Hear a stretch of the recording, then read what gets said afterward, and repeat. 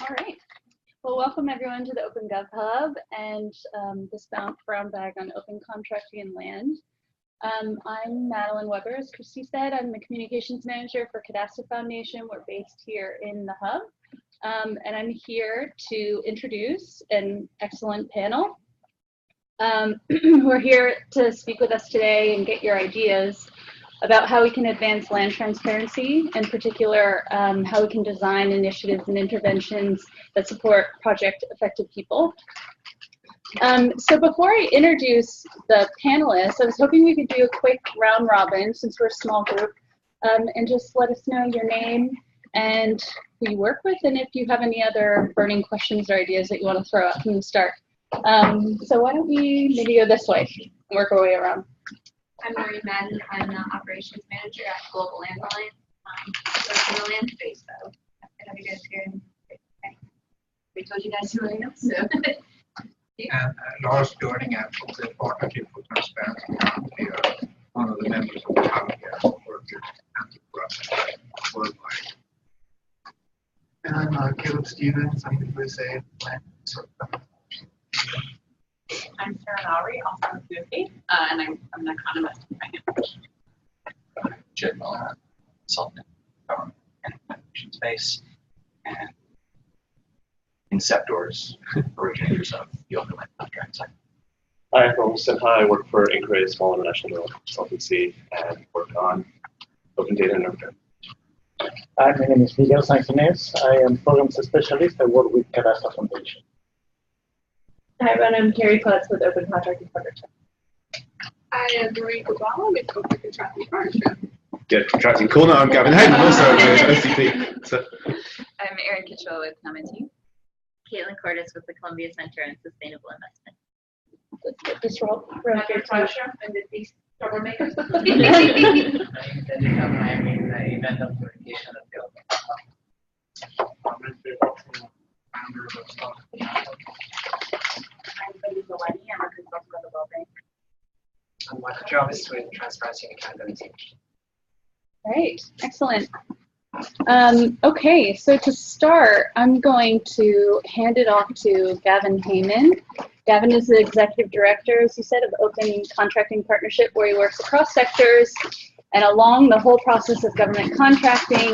He used the open data to save government's money and time, deliver goods and services to citizens, prevent corruption, and create a better business environment.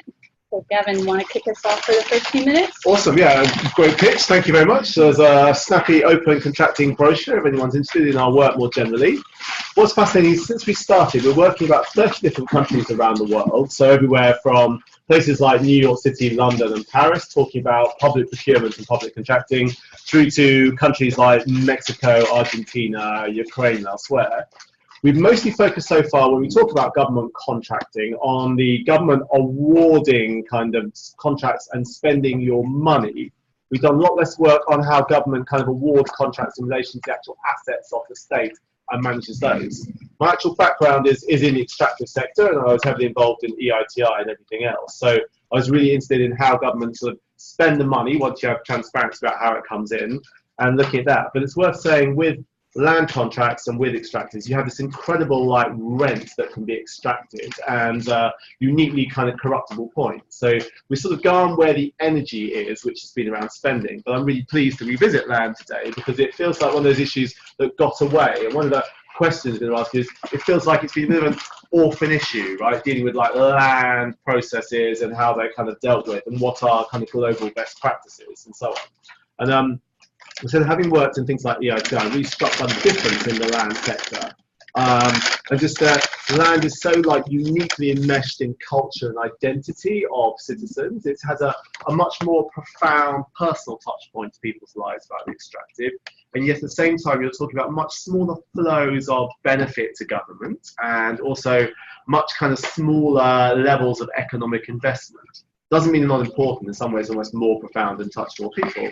But it just has a very different feel. So that kind of international choke point of major multinational investors, you know, in a limited kind of sector of the extractive sector, a limited sector of kind of international actors, albeit diverse in the extractive sector. You don't have in land. It feels like almost anything can be a land deal.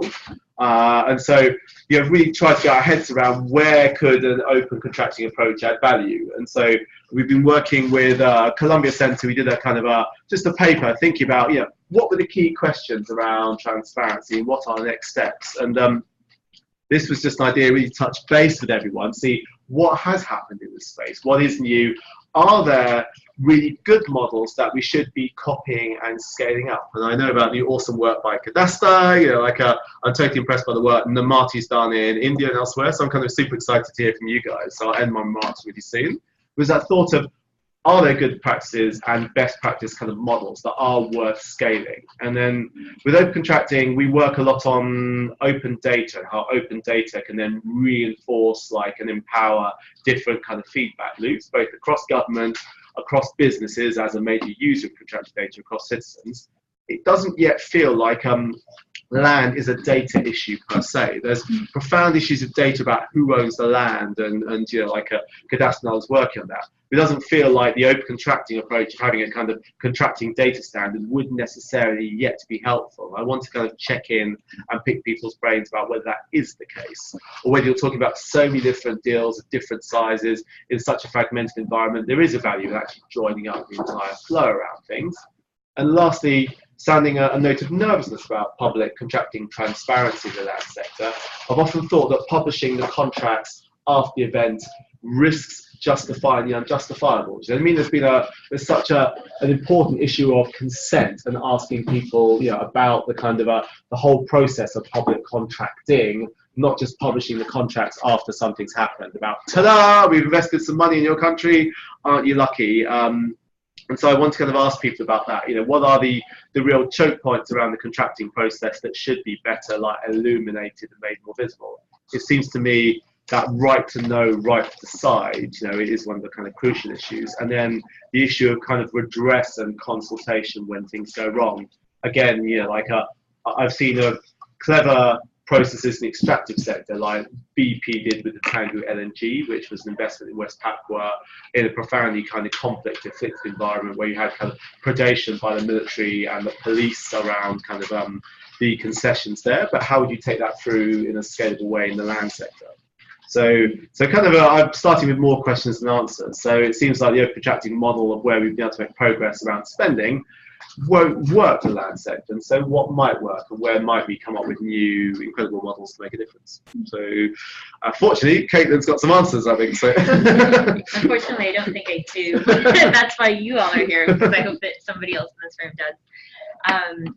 Great. So Gavin pointed out this briefing note that we did together. That was back in 2016 on this, based on a roundtable that we did in 2015 that happened at the same time that we launched openlandcontracts.org, which was launched at the end of 2015. It's the first and only global repository of publicly available investor state contracts for large commercial agriculture and forestry deals, what we call land deals and land contracts.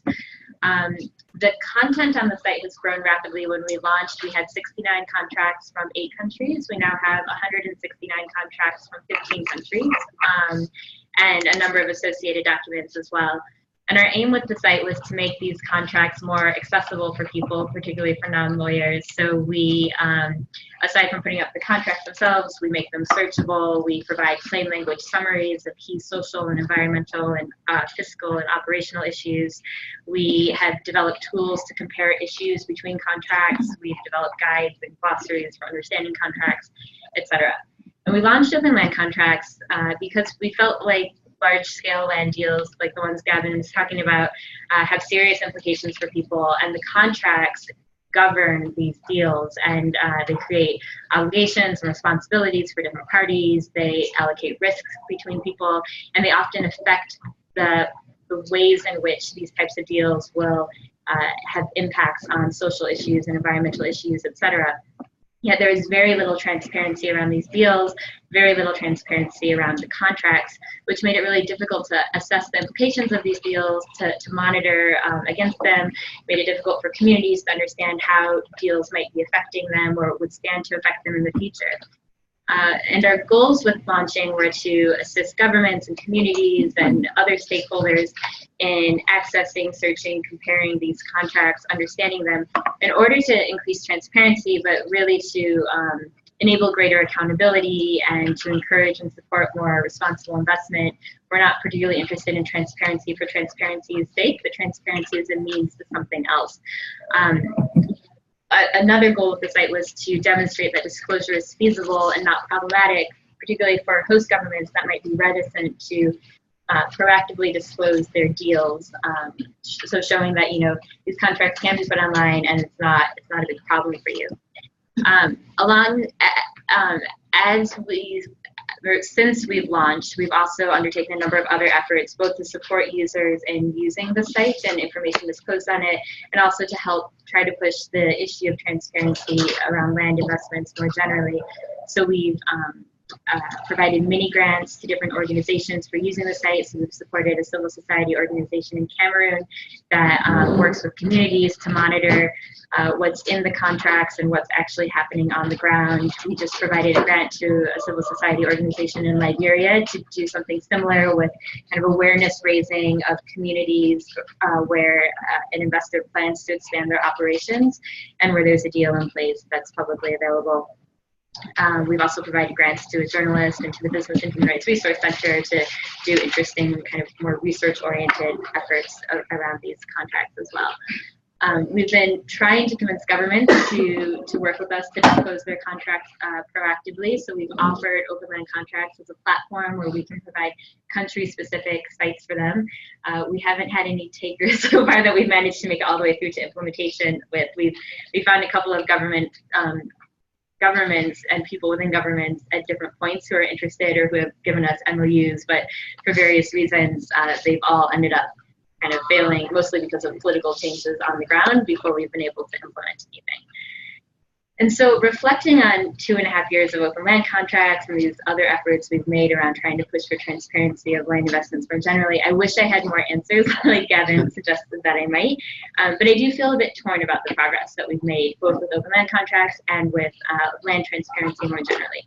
So on the one hand, we have more contracts. We have more contracts than we even knew would be possible to have, because when we started, we didn't know how many contracts were in the public domain that we could even put on our site. We've heard really interesting anecdotal stories about how the contracts and information on the site are being used. And I hope that we've helped to ensure that transparency is at least not ignored completely by key stakeholders in certain spaces. On the other hand, we have a pretty low number of documents compared to our sister site, Resource Contracts, which has mining, oil, and gas contracts. They have over 1,500 documents, including over 530 annotated contracts.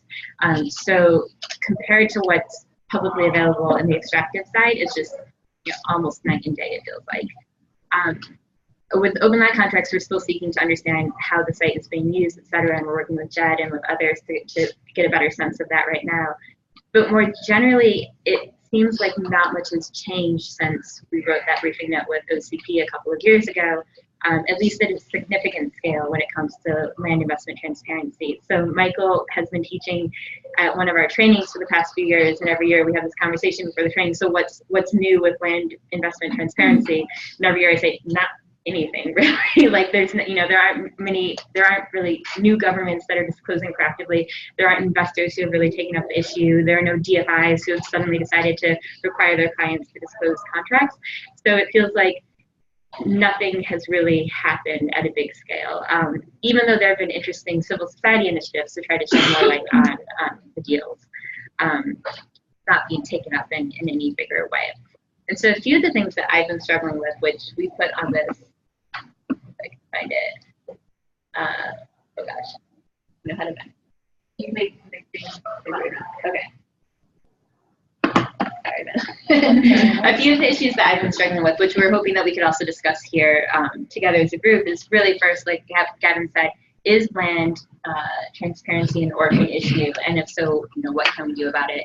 And I ask that partly because it seems like, with the extractive side, there are tons of organizations who are focused on transparency around extractives and figuring out what to do with this close information and really pushing the agenda. And with land, it seems like nobody's really taken that up. There are a couple of, there are multiple organizations that touch on it in different ways, but it's not being pushed actively. And I think that's one of the reasons why we haven't seen any change. Another question is, are there ways to emulate some of the transparency wins with extractives, or is land so different that it doesn't even make sense to try to do the same things that have, to push for the same things that have worked with transparency, and do we need to like completely rethink how we approach issues of transparency, particularly when it comes to questions of like justifying the unjustifiable, given the importance of land to so many people. Do we need to be thinking more about transparency before contracts are concluded, et cetera? I would say we should actually be thinking about that more with the extractive side too, which also have lots of land impacts. And so I think there's questions on the land side, and then also questions that should be raised on the extractive side as well there. And then third is a kind of question of first, is transparency even a useful issue to be focusing on? And who uses disclosed information, and what needs to happen to make transparency more impactful?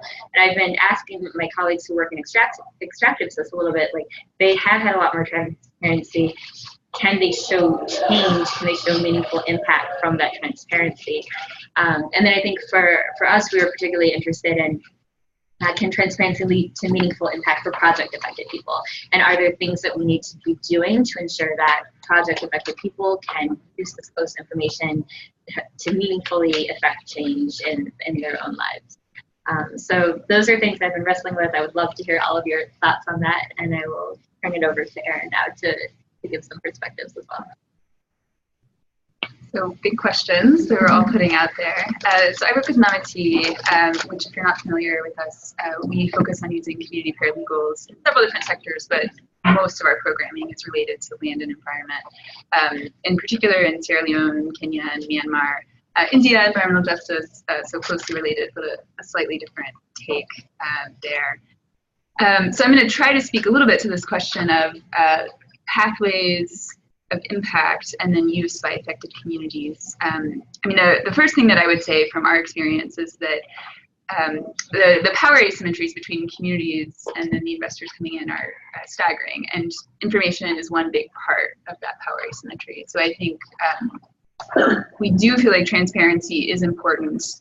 It's a critical issue and an important first step in sort of changing the way that deals unfold.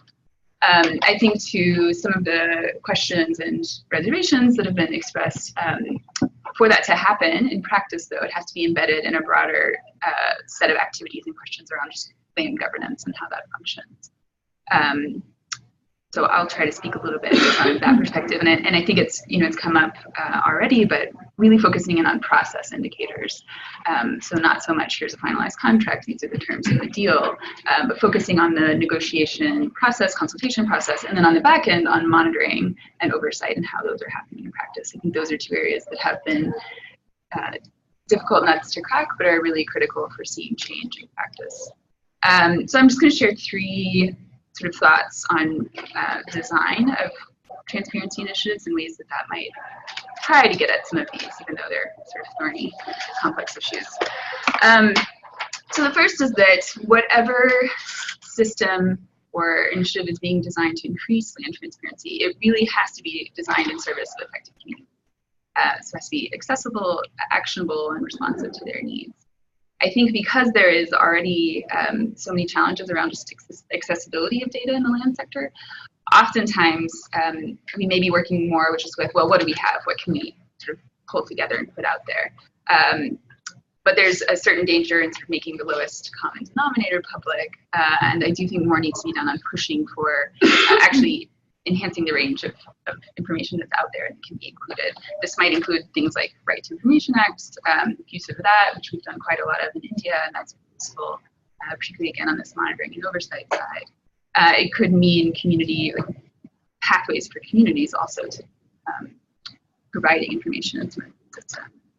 Certainly, and this was flagged, Kaitlin flagged this, also the importance of additional work to translate a contract or any other source of data into something that's meaningful for communities. So summaries of how the contract was developed, whether it includes basic protections, what the benefit sharing implications are of it, is certainly useful. I think from our perspective, we've also seen infomediaries. I think this is actually a term maybe that I'm stealing here. In our case, community paralegals, but there are plenty of other actors who could play this role, but people who are actually able to go from what might be a digital platform or information that's accessible to certain actors, but not necessarily to affected communities, and actually do that active translation. That's really critical and has to be an integrated part of how we think about design. And then certainly we do need to be careful about what's included in open data. So there have been plenty of examples where like mapping of registered land has actually increased risk for communities by sort of being a tool for investors, like, oh, here's an open spot that I can go for. So that's something to think about. And certainly the concerns about, are we legitimating unfair deals here? And that, I think, sort of leads into my second point, which is we need to get beyond transparency of the terms and conditions of deals, so the contracts, into more transparency around process and outcomes. So creating standards to compare against here, codifying consultation protocols, for example, and then certain safeguards that we might expect around particular crops, something I've been working with CCSI on a little bit, actually. And then including governance indicators or something like a responsible investment index. So making forest sector transparent project did a little bit of this, and that had some good outcomes there. So that might be one place where we can learn a little bit. There's the World Bank Land Governance Assessment Framework, which is something else we could draw on.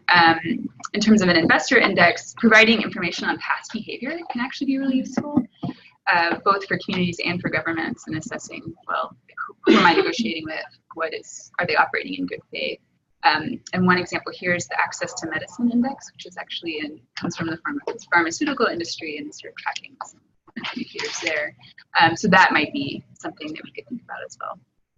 And then my final thought is just the importance of linking transparent data to functional response systems. So again, this idea of embedding it in a broader system of land governance. So leveraging transparency as a mechanism for accountability, and actually going through this thought process of what are the pathways of influence, who are the government champions we can cultivate, what sort of organizing is needed on the civil society or community side to give transparency teeth. I've already flagged the importance of systems for monitoring and oversight. I think Gavin mentioned in passing opportunities for communities to record grievances. That's a huge gap. You actually can't see once a deal is in place, even if it's the contract itself is quite progressive, what happens in practice might be quite different. So a way to actually get information from communities' lived experience of investment flowing up, and that's information that the government itself often doesn't have.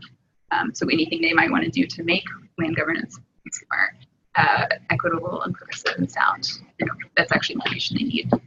And then finally, we've started to see some hints at the government's actually using some of this aggregate data to feed into proactive decision-making and policy. So for example, in Sierra Leone, we've gotten some traction with the Sierra Leone Investment and Export Promotion Agency, looking at how past projects have unfolded and what has that meant for some of the safeguards that are needed, and then taking that and developing sort of minimum standards that would go into their lease templates that they give investors and sort of demand that be included. And these are developed on a crop-by-crop basis, looking at both social and environmental aspects. So to the extent that that's happening and it's starting to sort of turn the wheel of policy and practice, I think that is important impact. Yeah, I feel like I threw a lot out there. I think there's still a whole lot of open questions around where else can we emulate past wins? How does this get traction and having impact on the ground? How do we increase use and uptake? Thoughts from So a lot of really great thoughts and examples and questions from all of you. So I want to see, Gavin, if maybe you had some reactions that could sort of frame how we approach this in terms of discussion and brainstorm.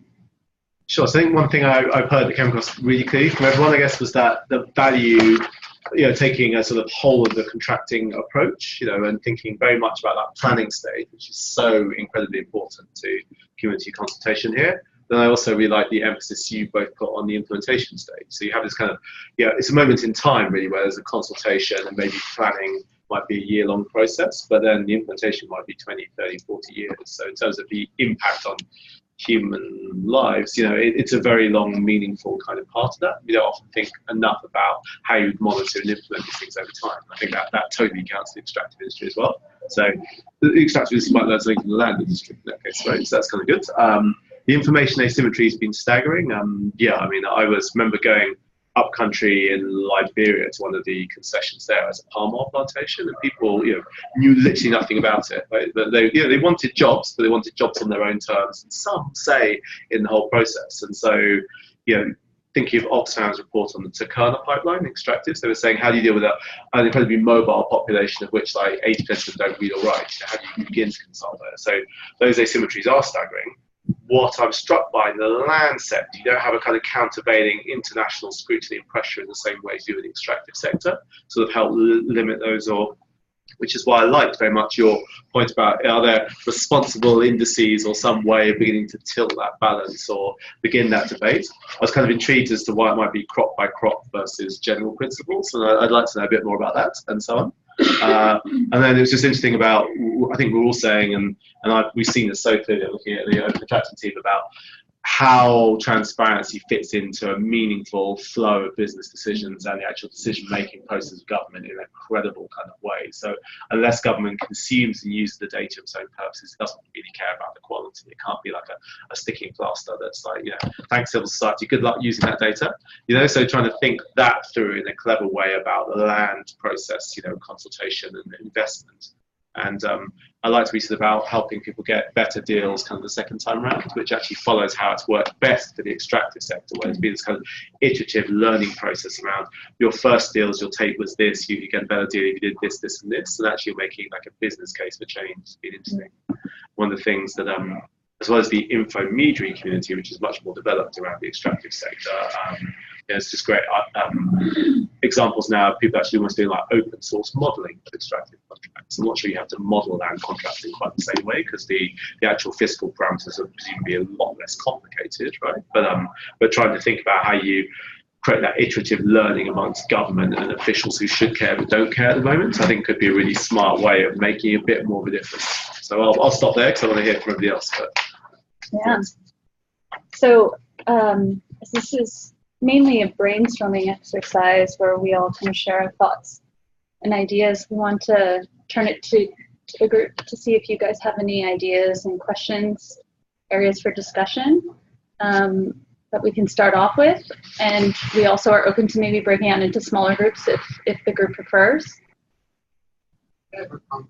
So I really struggle with data, lack of data around responsible investment. You have some documents on your site.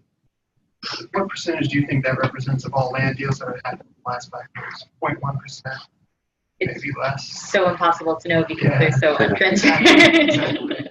The investor rate survey that we done, we sent out several thousand. We got back a couple dozen. So there's just 99% of this phenomenon we don't know anything about. To me, it's very hard to create policy and general proposition such data poverty. I don't know. Could you tell us a bit about the investor risk survey? It'd be great to hear about what were the key risks. I remember when we held with CCSI, just speaking to investors, it was interesting. We had the kind of, let's call it the investors who kind of care more in the room. You didn't have the ones who didn't care. So I'd love to hear what you heard. But our sense was people, because the land was so connected to local people, people got they had to consult and there was some kind of dialogue, right? But it didn't go into really understanding how to do that in a meaningful kind of a way. So we didn't dig into, so we sent out the survey to about 5,000 investors. We had 140 responses to our initial kind of short survey, of which about 75 we considered qualified, so that they were actual investors as opposed to some organizations who ended up actually in the survey. They had investment in land or were considering investment at least a 10% share. So that whittled our responses down to 75. We had a set of responses from 75 investors, and of those 75, 36 responded to our full survey, which was quite lengthy, probably took them hours. So that's positive in one sense, right? We have some more data from at least those investors. these probably are investors who care more about demand, and they're also investors and operators. So investors maybe more at the fund level, investing into companies that actually have operations on the ground. Both subsets. The results, I think, are pretty telling. Over 60% of investors say that land risks have increased significantly or very significantly in the last 5 years. Some of the other results. We also have actually 7 case studies at the end where about having half or so are anonymous and other half have fully disclosed they're involved. But those case studies actually go into a lot more depth of how they actually dealt with land risk and they have various approaches. So if people get investors and they study on their large forestry investment in Nicaragua, and they have a very risk-averse position where they really want to make sure they have freehold land rights, the full investment. Nothing has been deforested in the last 10 years. You know, sort of reducing incentives to deforest, that sort of thing. To then much more African plantations for sustainable development in Ghana, who came in knowing that land tenure was quite uncertain, and they took a very participatory, community-focused approach to holistically develop their contracts, to negotiate with the schools, but then also with communities, to work with communities on increasing the number of acres or hectares they have in farms. Like, they really took this much more, I guess, they were willing to accept more risks and to sort of make investments together to quite a different approach. And in terms of the survey, I guess some of the other things that I was trying to remember as I was speaking, investors tend to find that these risks are more important or are bigger risks to them as opposed to sort of governance risks. So they were actually less worried about expropriation or issues with the government versus community rights to the land, that sort of thing. But they also, the majority of them did engage in some sort of community engagement strategy. And they found those to be somewhat effective. Participatory sort of mapping and some of those approaches work out. They did have some investments they encountered, despite knowing that there were some risks, trying to mitigate them before the investment and during the investment. There were several investments that those risks didn't materialize anyway, and some of them were than they the costs for so we're hoping you guys for the initial results, but we'll be on. So, but our approach to the survey, at least, was we were hoping that by providing and the results in an aggregate manner, that investors would be more willing to participate. Even the investors who did, I think some of them, that was some of them, and others were just, they're focused on land, they're really interested in the dialogue. So this is the first year. We'll subsequent years whether that changes, whether we get more of a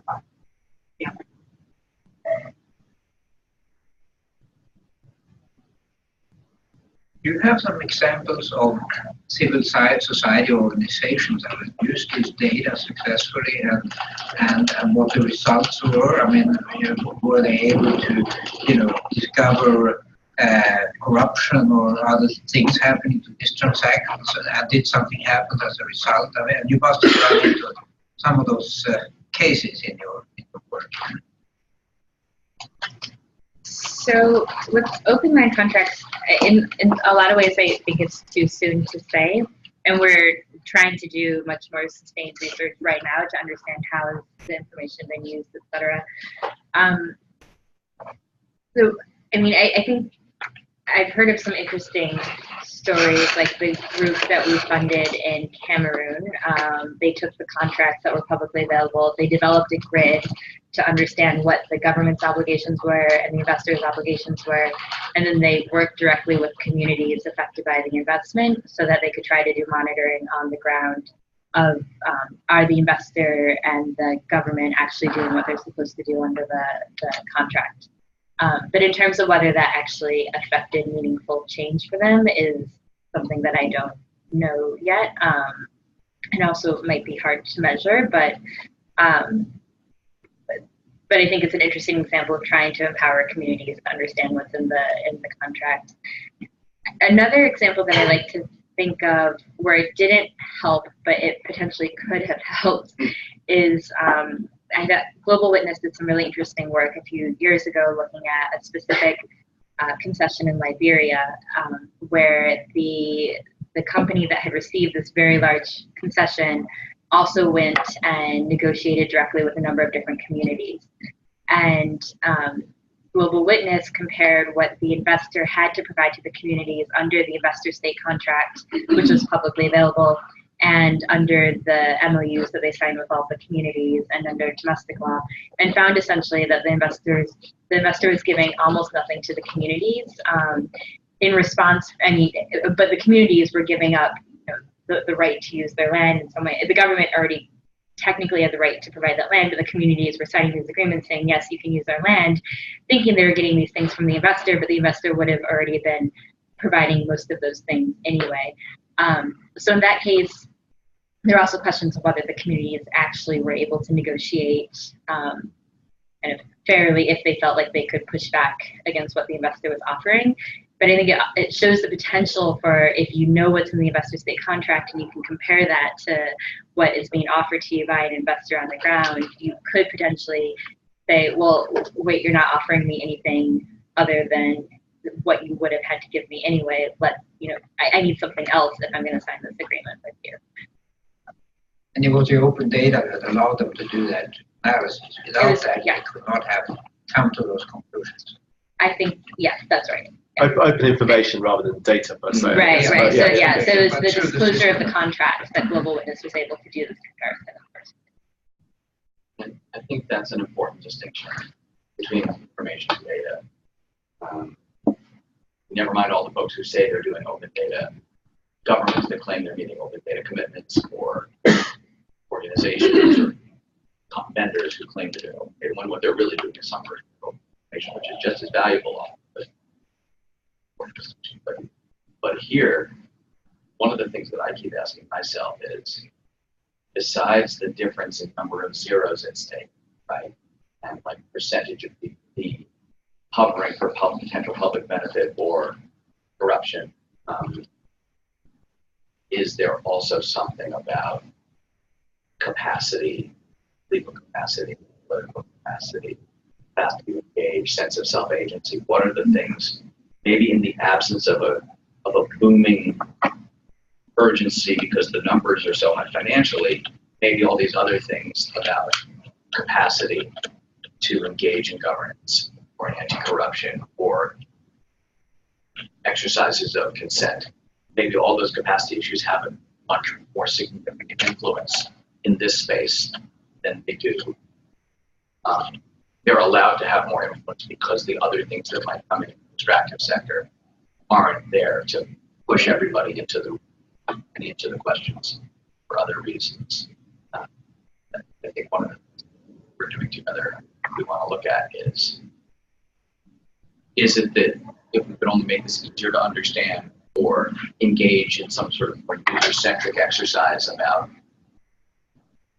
how would this help you? What exactly is the help? What is the intervention or the engagement that you, a community or a mediator between a community and other governance practitioners on either side of the power structure I need? What else is it that you need, or who else is it that has a need? That's where there are some unknowns still. You're making a very interesting point here. In our work, particularly on corruption procurement, we were expecting to find, all of the, as soon as data or information became available, all this corruptions going on. In fact, what we found more than corruption is just incompetency, contracting, government contracting agents that don't know what they're doing, and that leads them to all kinds of innovation. So It's not that there isn't a lot of corruption, but I think most of those cases are much more a matter of capacity. There's a subtle tweak in the land stuff. I remember we heard from some investors, which was because land investments themselves are fairly marginal. It's not quite the get-rich-quick thing that extractives is, but and because people have such impact on those investments, that a lot of investors said, your point triggered it in my mind. They said, we don't really rely on the government to sort anything out because it's so far away in these places that unless we've done it ourselves as the company, nothing's going to happen. So that lack of reliance on government was kind of interesting, and I almost thought that might give more promise to land sector than some of the others, right? Where people sort of expect government to be. But also, I guess that could be a negative thing in that there's no government ensuring a level playing field. So you can have it both ways. But I was struck by that and kind of intrigued that, the confidence government is very evident by people. Therefore, that most investors kind of got that relationship with the community made such a big difference on the impact of their investments, whether it was going to succeed or fail, that actually there was an agency here that was perhaps undiscovered. But I'm just kind of intrigued other people have seen it on the ground. That was something we heard. I know. That really echoes our experience. So in Sierra Leone, we work both on extractives and on agricultural investment. And yes, that echoes our experience of working on those two domains. I mean, on agricultural investments, it's almost all mediation directly between company and investor. I mean, I would say from our perspective, one of the longer term gains that we think transparency can contribute to is that shift in capacity, but also like the mindset that comes with it. We would actually like to see the government play more of a role because of these power asymmetries I mentioned. So, what's the immediate effect of making information public, and then what might be 5-10 years down the road, some of the effects, the longer term effects of things, I think is also an important question. There, and then Michael. I'm sort of struck by our conversation around sort of going after. I think we think of it as land and raise from one research, but the industry is only thinking about land, they're thinking about forest or agriculture or whatever. And I wonder if we want them to look at and see what they should be doing, what they should be doing. There might be some ways to better tailor them to industries that may be helpful. I mean, the investor survey wasn't tailored. We were targeting forestry, ag, and mostly general. And and we don't have enough sample size to really break up the results too much by those factors. Yeah. Hopefully in future too. But if we are to do that, then I would like to see our messaging for targeting. I think even in ag, right? There's soy folks and sugar folks, and they really build off of each other, and they have lots of conversations about what to do, what not to do, and older secrets close. But those are maybe the forums that they might want that we can tap into more to try to get out of whatever it is, the contracts or survey or whatever. Yeah, it's not right. It's our land, but right. Michael. I mean, like, you getting is a bit of a ground up today. Part of it, I think, is that the flurry of activity that was there a few years ago on land grabs that became a hot topic, and drew attention as what OLC was on the backside. Has dissipated. Part of that has dissipated because actually when you go deeper, you get accurate. What was the risk scale of was much harder, but it makes me think that we should go back to real basics of thinking about the different constituencies, what information they need, and I'm not sure contracts is the right starting point. So, impacted communities, what are the data points they're looking for? It's government officials who are trying to negotiate what the points they're looking for. It's those who care about the fiscal picture in that country, and to public financial management, use of state assets, what do they care about? And then the industry supply chain people, what do they care about? And then there is a thread between those of where contracts could actually provide relevant information, but to any one of them on their own, the contract is probably not going to make a great piece of source. But if you tie those together, it becomes more compelling. And I think it is on extractives too. Like if you go talk to a local community on extractives, they'll talk about water usage. You don't get that in a national mining deal. But you start a conversation that builds around those locally, and then often it comes around community development agreements and the impact benefit sharing, which is negotiated much more between the company and the communities. And some of the lessons learned from those processes, and I just don't know the land sector well enough about how well those parallels are already happening, but a lot of the same principles for open contracting apply on community agreements as opposed to the national level contract. And there is some, I think, some interesting lessons there, particularly for work with indigenous extractive sector agreement for that, vice versa. The last bit is around like land use through infrastructure development, which is another huge one, and a lot of the same issues around who has rights to the land initially and government imposed for the supposed public benefits. And that's another one where it hasn't moved as it should have. And I'm trying to unpack why the waste act could move as well. And certainly, I take Sarah's point on industries, like unpacking it. And there were groups then to engage, like this responsible palm oil roundtable, or a whole host of forestry groups engage. So it just becomes a bit easier to like think about who your counterparts are and what when you become salient, as opposed to just land sector. Yeah. Makes sense in this room, but not. And a lot of those initiatives have land, but maybe like a little part of the standard with criteria is land, and that's interesting. Yeah. No.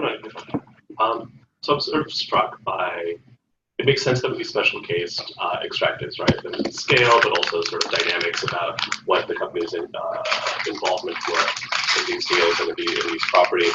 Makes sense that it was special case, but I'm struck that the rest of this discussion is very rural agricultural. But governments control land in urban and rural contexts. They exercise authority in the dynamics of its use in urban and rural contexts. And I wonder whether there would be insight in how to effectively engage communities and have them be participants, looking at how they either do or could interact with government to private sector deals regarding urban land, and draw those lessons or use lessons we've run from rural projects back and forth between these, because I haven't heard a whole lot of discussion about that. And like the scale of the deals is roughly similar. I mean, we're talking in the 8, 9 figure range. The types of authority are the same. I'm not entirely sure why the discussion is solely about, if you would, agricultural extractives, and not about those economic rents that are brought from property in an urban context. Regarding to the subject, first, it's clear that you are not following the process of the contract because it's not possible. But you will finally have the final result, that is the contract. And I think the major advantage that you can have with this type of information is to have clearly stated what are the restrictions, responsibilities. Because don't forget, in each contract of land, you have rights, restrictions, responsibilities. The rights are already given. But what you can do is make it clear, because right now I understand you have this, what do you call it, clipping? Yeah. The clipping, and you have, it's very nice to follow the points and to make reference to the law. But don't forget, we are targeting communities, and we are not real experts. So if this clearly states what are the restrictions that this company, this institution have, and also with this particular contract, and the responsibilities, especially the responsibilities that are the community entitled to benefit. The other point I was thinking is there's a lot of contracts made at the level of local government. And that is, I think it's more easy to target local government, municipalities, or for instance, in the case of Uganda, they have the local government body that they just particularly focus on grasslands that belongs to that particular local government area. So they are less affected by the political changes usually, and they are more easy to follow to encourage to put this information online. And last point I wanted to check is about the mapping. I don't get exactly why mapping is an issue for in the sales, because I understand you say, okay, if you define the boundaries of the particular contract, we are going to encourage, I don't know, land grabbing. But it's not necessarily the case, because we are not mapping the entire country, we're just mapping the points of interest. And it's also important to know in the community open to say, on this map, but nearby there I have these contracts that I can start checking as part of my community.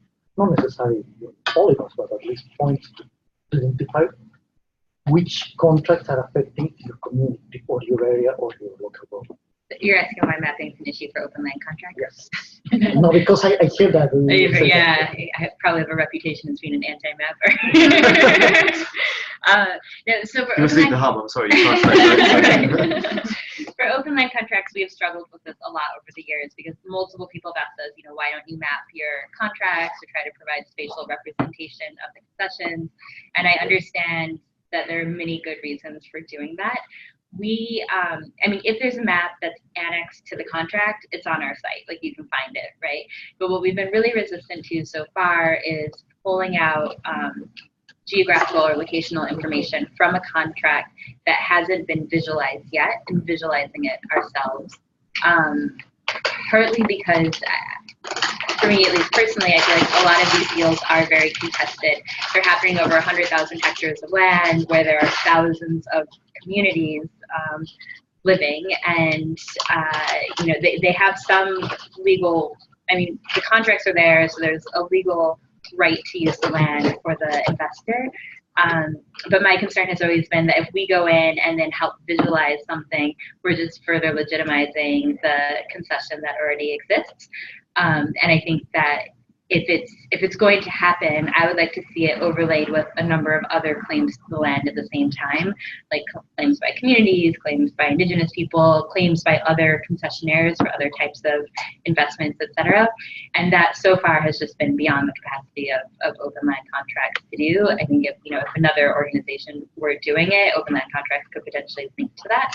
But that's where we've been at so far. But I mean, we're interested in exploring what might be possible, etc. Those are just some of the hesitations that we've had with that specific issue. Just to follow on from your point, the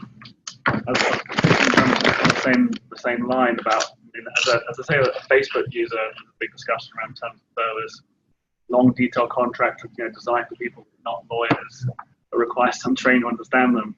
I feel the same case for these contracts. You always have a nice summary, but I still think it's quite technical for a lot of the groups that I've worked with.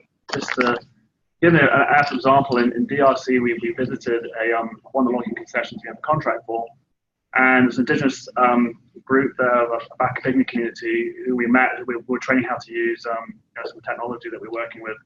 And they had a grievance with the company who were cutting down what they call caterpillar trees, which was a source of food for them in the dry season. There was a legitimate grievance, and you can see quite clearly in that contract that is a violation of the contract. But for me that chain from a community who's illiterate, who obviously doesn't have access to the internet or even a phone for that matter, we just happen to have like the mandated forest monitor with us and an indigenous rights organization at the same time, so they can take that grievance to the company who are based in Kinshasa and actually have it dealt with. But for me, it's like, as you explained, it's almost like a checklist for every single contract of, what are your rights, but basically really basic, because I think there's a critical use group would be that indigenous rights organization who have a limited amount of time. They may or may not have access to a lawyer themselves, but they're the ones that actually will take up the case and actually have the people on the ground who actually will know what the grievances actually are. So, yeah, I think great. Michael, I also deserve credit for when he was at the World Bank making the first financial investment that made the tool possible, researchcontracts.org. sister site overlaps. Your point got me thinking about the contract lifecycle and procurement lifecycle of these sorts of projects, and how we talk a lot about what kind of data is most useful or what kind of information is most useful. Talk a bit about who needs it. Investors need it for certain reasons. Regulators, enforcement for others, other bidders for other reasons. But we don't talk as much about when.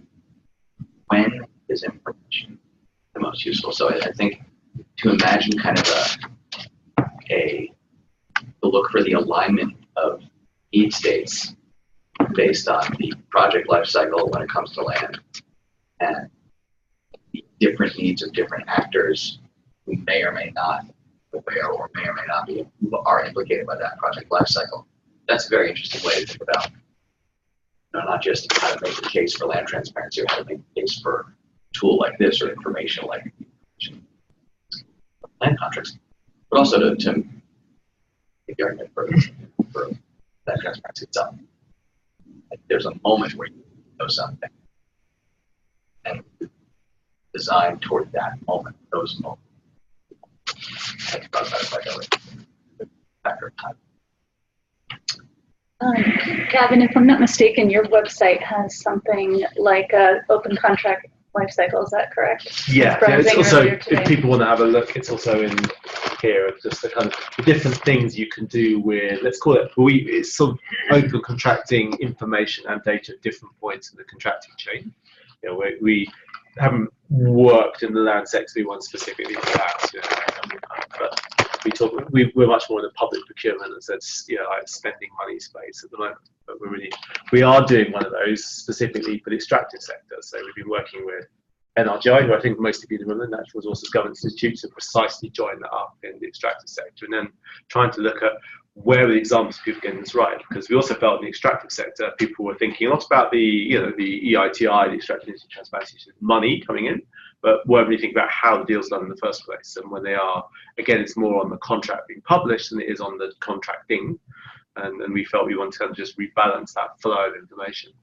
What we found was really interesting. Actually, we found some good examples of where there have been conscious design choices made by, to encourage investment by actually creating a really clear and fair process that had lots of dividends for like public integrity as well, public kind of shared information that was actually useful to different actors. So that was a pleasant surprise. We haven't seen that in the land sector. One of the things we were kind of keen to ferret out as are those examples. Oh, there's a couple of people who might want to chime in and haven't yet. I don't know. You said you work particularly on the land sector. I just wondered, is anything here you're hearing that's new, or is this all? Well, I'm sort of the operations manager, so I'm not really much on the technical side, but I'm mostly learning. Yeah, I think we've gone a little bit over, but we also started a little late. But I did want to give one last opportunity to give any final comments or questions. And maybe also try to come back to some of these initial questions that were outlined by Kaitlin. There are none. Maybe we can ask the panelists to go in reverse order with some concluding remarks and try to address some of the many, many questions that were posed, at least to what's relevant to the work you've done. One just technical one on the mapping piece. So EBOS has been working with communities in South America on, they've taken from contracts and elsewhere the sites mapping their concessions and then working with just their own mapping there's encroachments beyond so that additional forests are getting and so that's an example actually where by having the spatial dimensions actually just enable them to make their case back. They did the videos of them dealing with the maps and then working what the drones speak back and then sending that back to capital city and so on. There's always two sides to this. Right. And a plug for a project called MAPEO, M-A-P-E-O, done by a group called Digital Democracy, which involves engaging communities directly in the mapping of their land, mostly in Latin America, and doing it in as low-tech an environment as you can find, and still using certain technology tools for geocoordinates. You're not wired up to the for a long time. Very interesting model about having to do with ownership and agency. Who retains it, even if people are coming in with the drones or the white vans to get it started. Any other last burning questions? No? Erin, do you want to start us off with maybe some concluding remarks or observations? Sure, yeah. So I like the question that Gavin posed of how do we create an iterative learning process among, you were speaking to government officials, but I think the same is true for investors as well. How do we create that iterative learning process? What does that take in practice? I think that links up with this question also of the designing for the moment or the when, looking at the entire project life cycle. I really like that as a way of framing it because it gets to some of the monitoring and grievance redress pieces that are really central to our work. I do think, there's been a fall off in momentum post 2013 summit. That said, there is still this moment of global norm building. So the RAIs, BGGTs, I think on the investor side as well, because of the role that risk is playing, and you can see this too in the rise of violence against land rights defenders, and how that's affecting ways that investors think about the business environment and responsibility and pressure points on their supply chain system. And you are seeing some big players, including like Nestle, starting to be more open to certain types of conversation. So I think on that front too, are seeing a shift. And so I do think it's an opportune moment to think through all of these questions and push a little bit further into types of information that's being made available, how, to whom, when. It's a good moment to revisit. Again, tons of authority issues, but a productive conversation. Yeah, thanks everyone for your thoughts. I think I'm leaving with probably more questions than I had when I started, but it has been really interesting just because some of those questions are maybe more refined versions of what I had before. I think a couple things that stuck out to me. One is thinking, and this is something I've been wondering recently as well, is do we need to think about this much more at a local level, either with local government, local communities, local intermediaries? Can you even think about what needs to happen around transparency at a global level, or is this something that is really context-specific, country-specific, locality-specific, and would interventions be perhaps better designed in those types of contexts? And also, like, kind of related to that is drilling down more granularly in terms of the land sector more generally, and thinking about how is this relevant for specific commodities, et cetera. And then on the other hand, there are questions of expansion of, we didn't touch on urban issues at all really. So is urban land something that needs to be both learned from, but also something brought into this conversation? Infrastructure was mentioned as well. Renewables, something you tried to cover, I think, in your survey.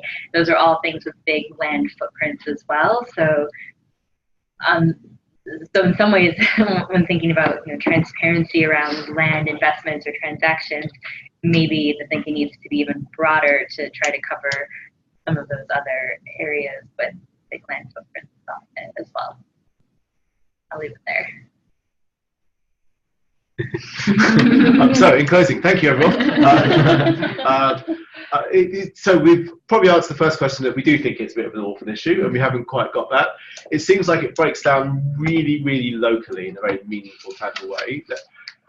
It was interesting though, joining together what kind of you said from USAID, and it feels like there is a bit of a global supply chain kind of piece that needs to be thought through a little bit more, because it feels like there is a beginning of a kind of, Jones called it the red thread, something that could join together there to be meaningful. It may be commodity by commodity, but I'm very struck by, you have so many commodity giants now that are kind of almost those choke points in the global supply chain for like grain or whatever it's going to be.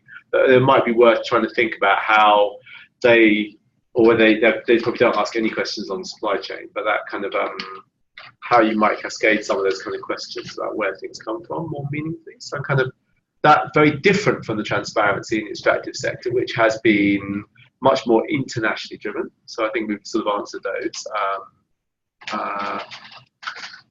And then, can it lead to meaningful impact projects to people? Again, we then fragmented almost back to, I very much like you said about just the incredible simplicity of the questions you might want to ask and the kind of checklist approach. And I don't think we've thought enough about that as a transparency and accountability kind of community to maybe break it down into absolutely, like almost like a checklist of 3 or 4 red flags, that communities need to know the answers for, and who they're going to call when they've got a problem almost, right? And or need answers. I know in Ghana in the forest sector they had someone who was called customer services, who was actually designed to almost be the person you could go to ask questions about any forest concession or what was going on. It was incredibly hard to find them. That was the challenge, right? Typical, right? They're the most underfunded, underserved, underappreciated, like part of the model, but it did exist, and I thought that. So it felt like there was something at a governmental learning level that has been missed here that we might come back to about just ensuring equality of contact and experience across different land investments in the country. It feels like there's still something there that we shouldn't in any way take away from the localization of this, but maybe there is that more national infrastructure piece, learning infrastructure that needs to be built. So I'm kind of intrigued. I feel there's a bit more there to be chewed through than just the sandwiches maybe, but I'm kind of interested for where this might go next. So I kind of feel almost we should do a bit more on this as open contracting. I don't know, but. All right, well, I think as you all noted, there's a lot of questions that have been brought up that unfortunately will have to go unanswered for the time being, but it's been a really productive conversation, and I hope it continues. In terms of housekeeping, if you could all clean up your lunches, and Chrissy, this was recorded, the session was recorded. Yes. Is there any way we could share it with everyone here so they can share with Yes, all yes, I'll the send it all to everyone who RSVP'd. Excellent. And that might be a great way to all stay in touch and continue the conversation.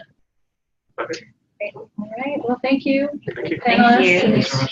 And thank you, Kaitlin.